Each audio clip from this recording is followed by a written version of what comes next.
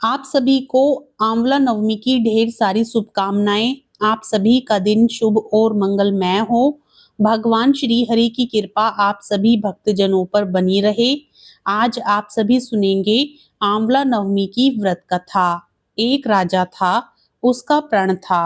वह रोज सवामन आंवले दान करके ही खाना खाता था।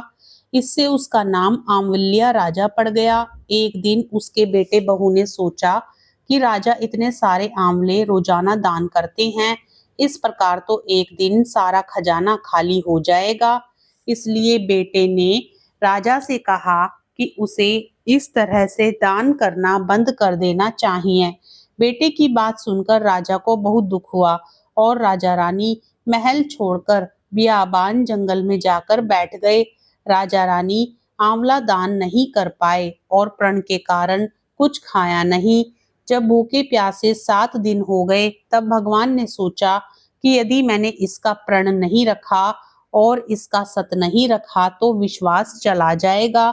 इसलिए भगवान ने जंगल में ही महल, राज्य, बाग बगीचे सब बना दिए और ढेरों आंवले के पेड़ लगा दिए। सुबह राजा रानी उठे तो देखा कि जंगल में उनके राज्य से भी दुगना राज्य बसा हुआ है। राजा रानी से कहने लगा, रानी देख, कहते हैं सत मत छोड़े, सूरमा सत छोड़िया पत जाए। सत की छोड़ी लक्ष्मी फेर मिलेगी आए। आओ नहा धोकर आंवले दान करें और भोजन करें। राजा रानी ने आंवले दान करके खाना खाया और खुशी खुशी जंगल में रहने लगे। उधर आंवला देवता का अपमान करने व माता पिता से बुरा व्यवहार करने के कारण बहू बेटे के बुरे दिन आ गए। राज्य दुश्मनों ने छीन लिया। दाने दाने को मोहताज हो गए और काम ढूंढते हुए अपने पिताजी के राज्य में आ पहुंचे। उनके हालात इतने बिगड़े हुए थे कि पिता ने उन्हें बिना पहचाने हुए काम पर रख लिया।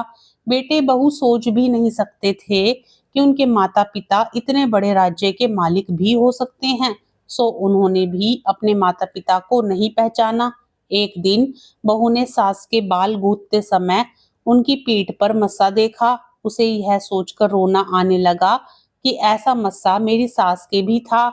हमने ये सोचकर उन्हें आंवले दान करने से रोका था कि हमारा धन नष्ट हो जाएगा।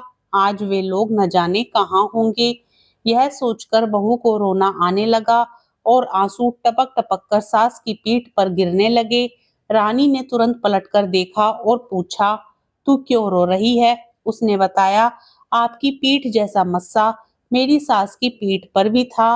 हमने उन्हें आंवले दान करने से मना कर दिया था, इसलिए वे घर छोड़कर कहीं चले गए। तब रानी ने उन्हें पहचान लिया, सारा हाल पूछा और अपना हाल बताया। अपने बेटे बहू को समझाया कि दान करने से धन कम नहीं होता बल्कि बढ़ता है। बेटे बहू भी अब सुखी से राजा रानी के साथ रहने लगे। हे भगवान, जैसा राजा रानी का सत रखा वैसा सबका रखना। कहानी कहते सुनते सारे परिवार का सुख करना।